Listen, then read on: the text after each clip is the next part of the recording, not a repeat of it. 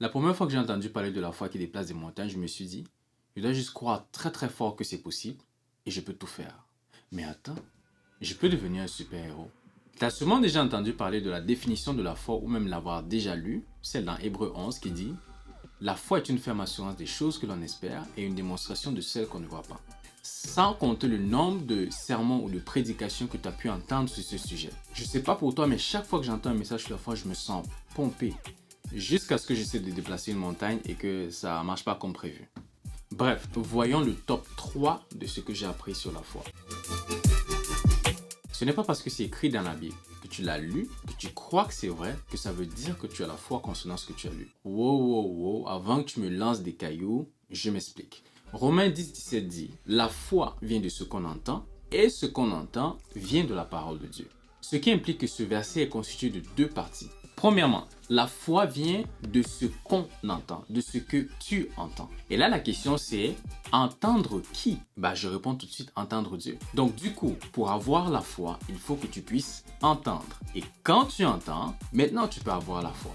Mais le processus avant d'être capable d'entendre, c'est que ce que tu entends doit venir de la parole de Christ.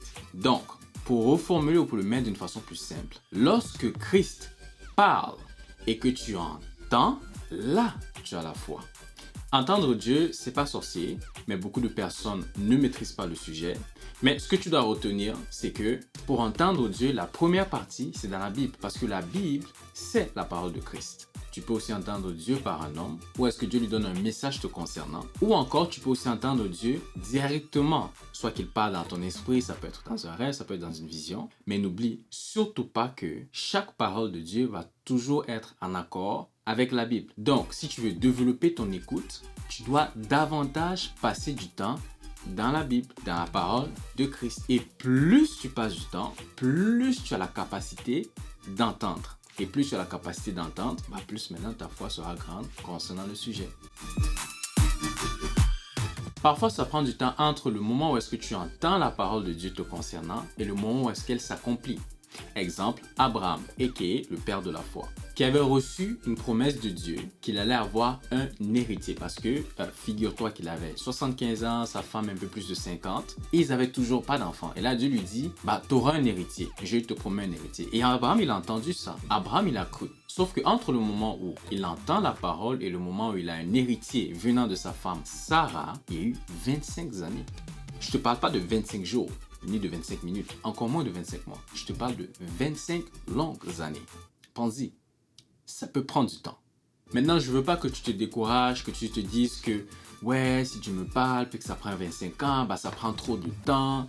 Non, ne te décourage surtout pas parce que c'est pas toujours un processus facile. Parce que même Abraham, figure-toi que après 10 ans qu'il ait reçu la promesse, à un moment donné, il a dévié. Parce que là, sa femme lui a proposé, regarde, ouais Abraham, tu sais, on essaie d'avoir des enfants, mais n'arrive pas. Je me rappelle que Dieu t'a dit que, ouais, j'allais en avoir. Mais la réalité, c'est que j'en ai pas. Prends donc Agar, ma servante, et un enfant avec elle, et ça sera le nôtre. Ah, mais c'est pas fou, ça. Il est important de noter qu'à cette époque-là, c'était une pratique répandue, où est-ce que si une esclave avait un enfant sur les jambes de sa maîtresse, cet enfant-là devenait le sien. Elle s'est dit certainement, c'est par ce moyen-là que Dieu allait passer pour accomplir la promesse. Non, c'était pas ça le plan de Dieu. Le Seigneur voulait qu'ils aient un enfant, Abraham et Sarah. Ces deux-là, et personne d'autre. Tu sais, je vais te donner un conseil gratuit. Ne fais pas comme le poulet. Oui, le poulet. T'as jamais remarqué le poulet, quand il se balade, il est toujours en mode genre, qu'est-ce qui se passe? On dirait que lui, il veut m'attaquer.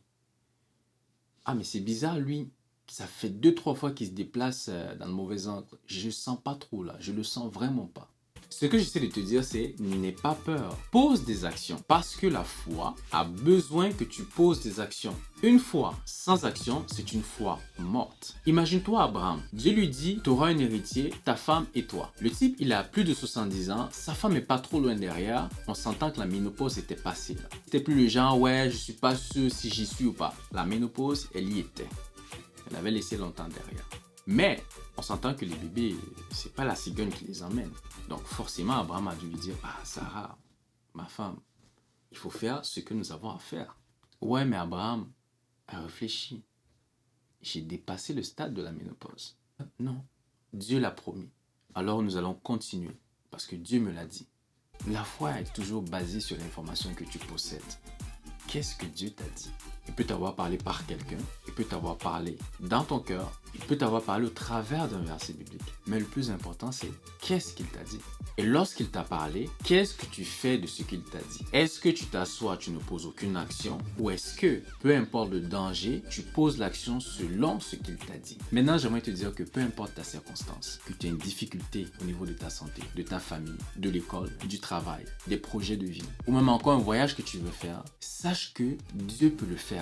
Tu as juste besoin d'écouter. Quelle est l'instruction qu'il te donne? Ça peut être par la Bible, par un message que quelqu'un te donne, par ce message que tu écoutes en ce moment. Ou est-ce qu'il te parle directement à toi? Ça peut être dans un rêve, ça peut être dans une vision. Le plus important, c'est que tu dois entendre ce qu'il te dit. Hyper important. Ce qu'il te dit ne peut pas être en contradiction avec la Bible, avec sa parole déjà révélée.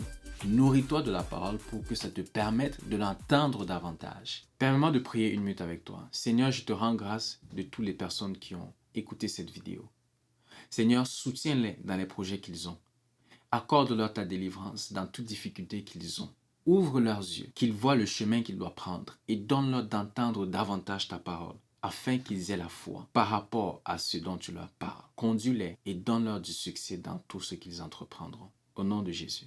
Amen. Si tu t'es rendu aussi loin dans la vidéo, je veux te dire merci. Lâche un pouce bleu.